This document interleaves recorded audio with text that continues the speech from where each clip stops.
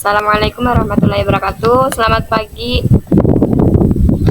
Bapak dosen dan teman-teman. Di sini kami dari kelompok 1 ingin menjelaskan materi tentang perkembangan teknologi pendidikan.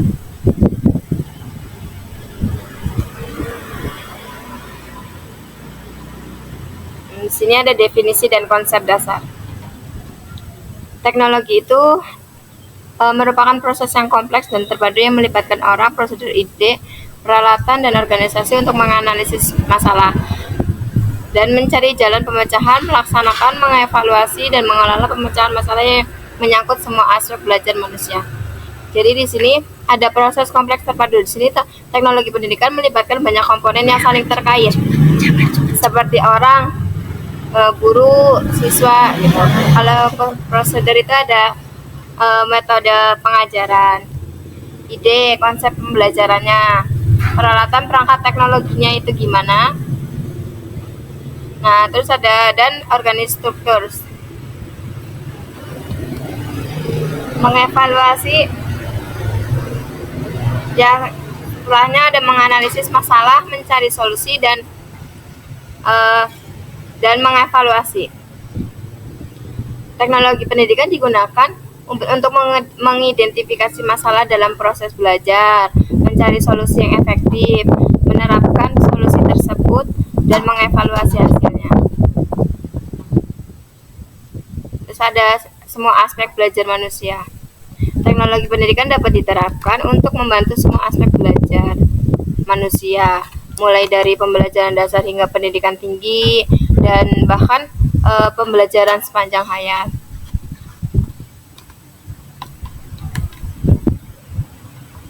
Selanjutnya ada itu tujuannya. Tujuan teknologi pendidikan itu meliputi beberapa aspek ya.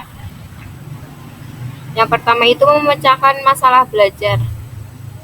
Teknologi pendidikan dapat membantu mengatasi kesulitan belajar yang dihadapi siswa, seperti kesulitan memahami konsep atau kesulitan dalam berlatih. Yang kedua ada meningkatkan kinerja pembelajaran. Teknologi pendidikan dapat membantu siswa belajar lebih efektif dan mencapai hasil belajar yang lebih baik. Yang ketiga selanjutnya ada mengoptimalkan proses pembelajaran. Teknologi pendidikan dapat membantu membuat proses belajar lebih efisien, menarik, dan interaktif. Yang terakhir ada membantu guru dalam pengajaran.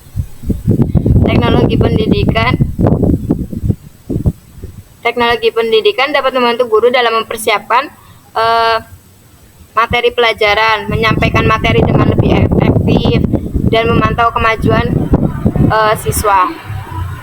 Dan yang kelima ada mengembangkan kreativitas dan berpikir kritis.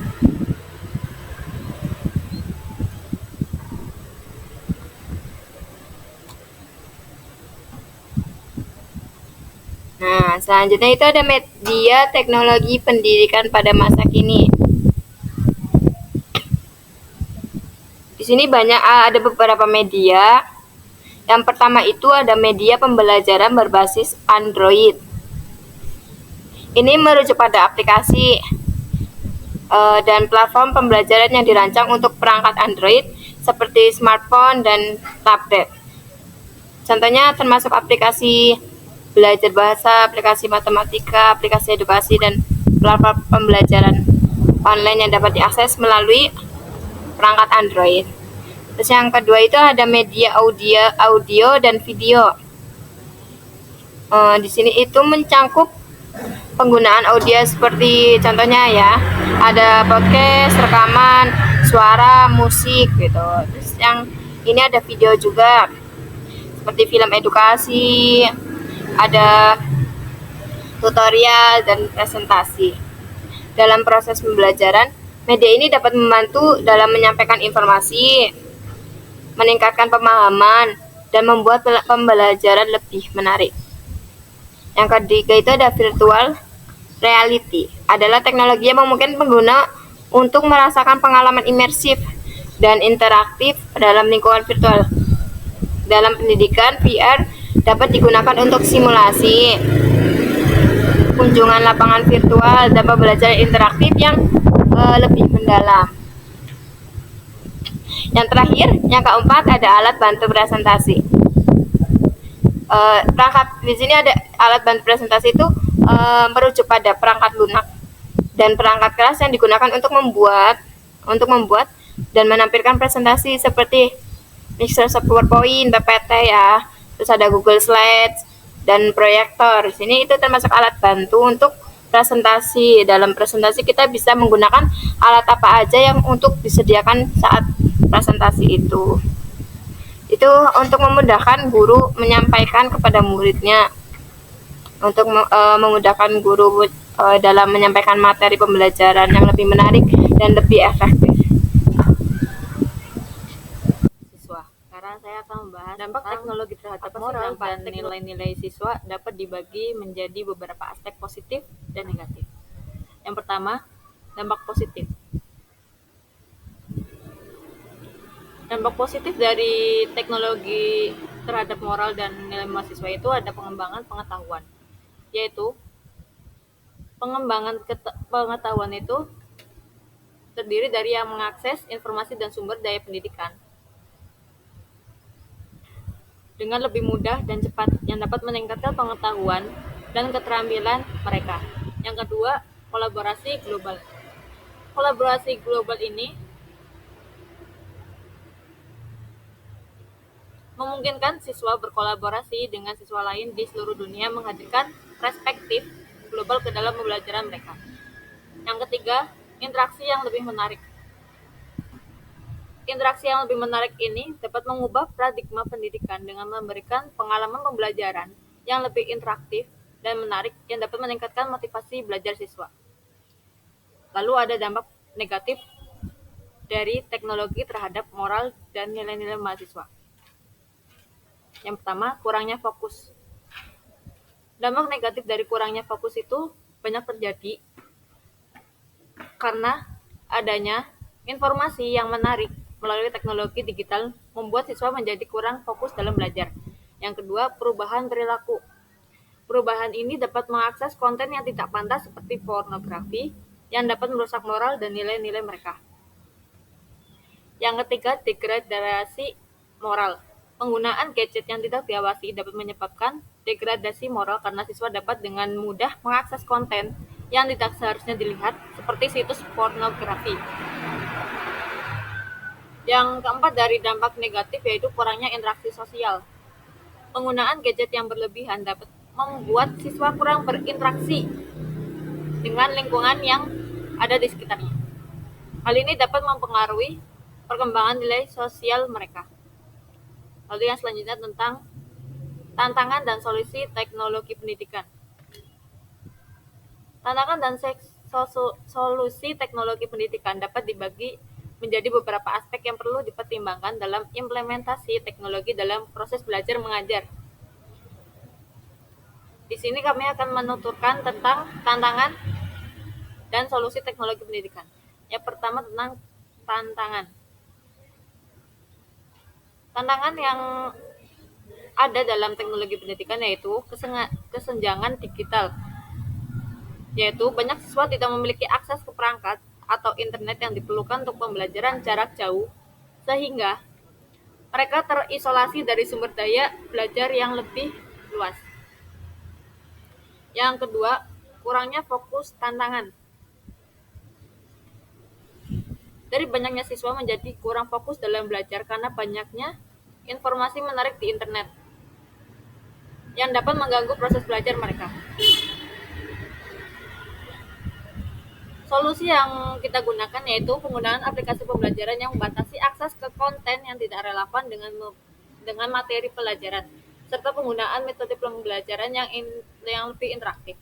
Yang ketiga tentang pengawasan dan pengelolaan. Tantangan dari pengawasan dan pengelolaan yaitu guru dan orang tua perlu mengawasi penggunaan teknologi untuk menghindari degradasi moral dan perilaku negatif seperti penyebaran konten yang tidak pantas atau kecanduan bermain game online.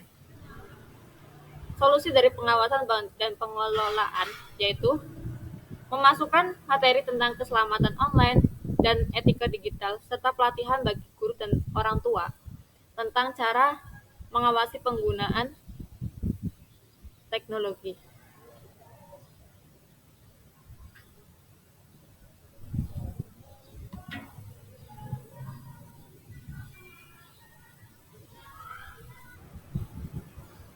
Lalu yang keempat yaitu keterampilan guru. Tantangan, guru perlu dilatih untuk menggunakan teknologi dengan efektif karena tidak semua guru menggunakan alat bantu teknologi. Solusinya, pelatihan guru tentang penggunaan teknologi dalam pembelajaran serta dukungan untuk meningkatkan keterampilan mereka dalam menggunakan alat bantu teknologi. Yang kelima tentang biaya dan sumber daya. Biaya dan sumber daya ini mempunyai tantangan tersendiri, yaitu implementasi teknologi pendidikan memerlukan biaya yang signifikan dan sumber daya yang cukup, yang dapat menjadi tantangan bagi sekolah dan lembaga pendidikan. Solusinya, penggunaan sumber daya yang lebih efektif seperti perangkat lunak, open source, dan partisipasi masyarakat dalam mendukung program teknologi pendidikan. Solusi penggunaan platform pembelajaran online. Platform seperti Moodle, Google Classroom, dan LMS lainnya dapat membantu dalam mengorganisir dan menyampaikan materi pembelajaran secara efektif. Yang kedua, teknologi virtual dan augmented reality. Teknologi VR atau virtual reality dan AR, augmented reality, dapat meningkatkan pengalaman belajar dengan cara yang lebih interaktif dan menarik. Yang ketiga, kolaborasi dan diskusi online. Teknologi memungkinkan siswa untuk berkolaborasi dan berdiskusi dengan siswa lain di seluruh dunia, memperluas kesempatan pembelajaran dan meningkatkan keterampilan sosial. Yang keempat, pengawasan dan evaluasi. Penggunaan alat bantu evaluasi seperti kuis online dan sistem monitoring dapat membantu guru dalam mengawasi kemajuan siswa dan menilai efektivitas pembelajaran. Dengan demikian, tantangan teknologi pendidikan dapat diatasi dengan solusi yang tepat, seperti pelatihan guru, penggunaan platform pembelajaran online, dan pengawasan yang efektif.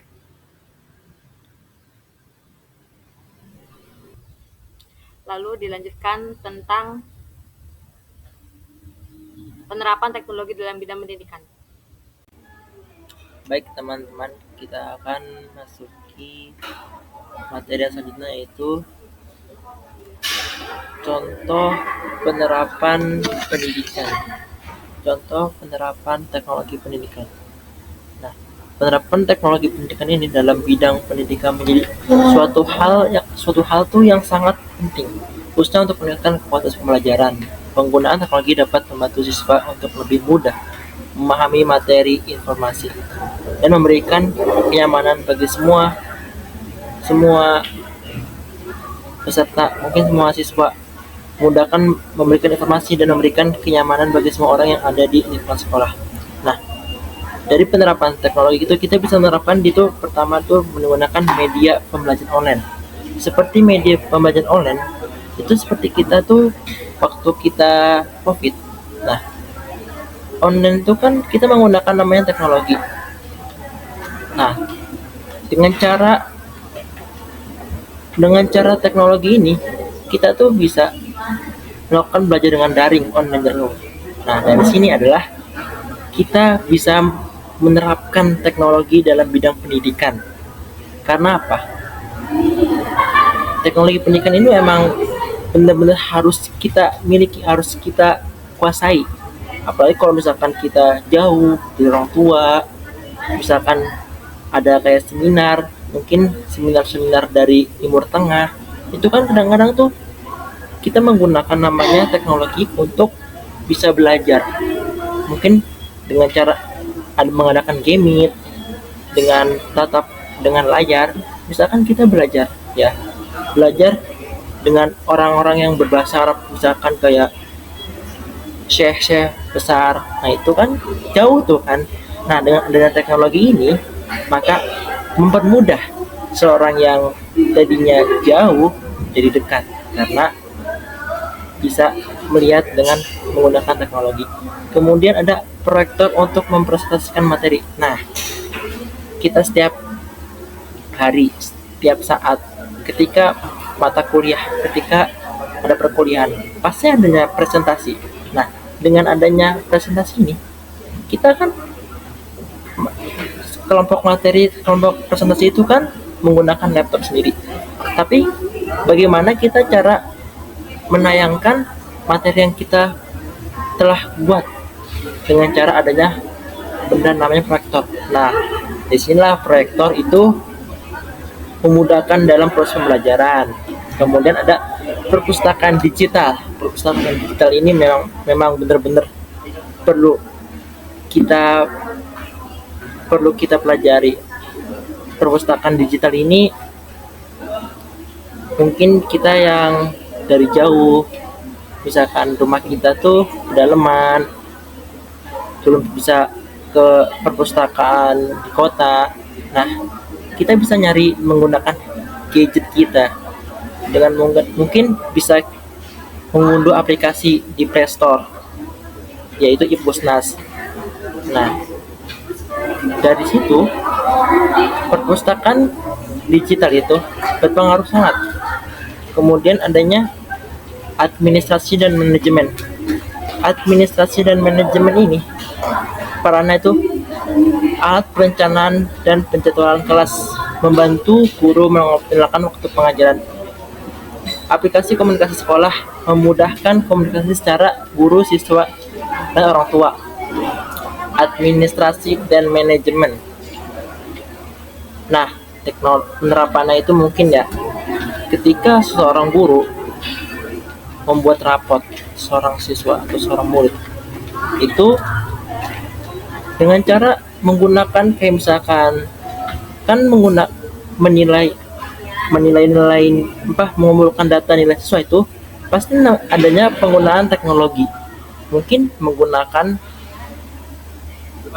alat HP-nya, mungkin menggunakan laptop. Bisa pengumpulan data itu kan teknologinya dengan laptop itu misalnya. Kemudian adanya manajemen. Nah, manajemen waktu,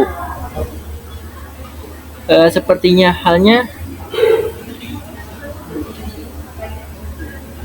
ketika jam pelajaran masuk, seorang guru tuh mungkin udah mengontrol waktunya di setiap jam, yang setiap apa yang dia gunakan. Mungkin ya kan mengatur manajemen waktu. Nah, mungkin ya misalkan ada pembelajaran, mungkin dari gurunya tuh misalkan dia mengajar murid. Nah, dia pasti menggunakan alat teknologi untuk mengatur waktunya agar waktunya tuh tidak berat. Di sisi lain dia mengajar muridnya, di sisi lain juga dia belajar. Nah, dari teknologi pendidikan ini maka sangatlah bermanfaat bagi manajemen.